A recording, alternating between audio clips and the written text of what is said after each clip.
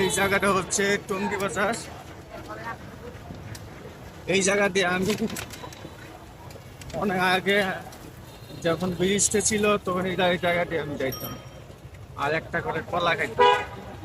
এখন আমি ফেসবুকিং করি, ইউটিউব করি, আর রিক্সায় করি। তো সামনে দেখতে পাচ্ছেন জাম আছে, দেখাতে পাচ্ছি না। তো আমি এখন রিক্সায় আছি। আমার মনে যেতেছে এখন কলা খাইতে, দুটো কলা খাইতে মন চায়, কলা এখন পাচ্ছি না। আশেপাশে এখন কলা দিয়েও পাচ্ছি না, দোকান পাচ্ছি না, কারণ আশেপাশে রাস্তায় রিক্সা জাম লেগে আছে।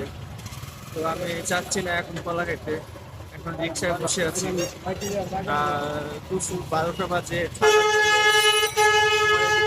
রিক্সার উপরে ইয়েটা উঠাই দিয়েছি, ছাতাটা উঠাই দিয়েছি যাতে আমার শরীরেতে গরম না না লাগে।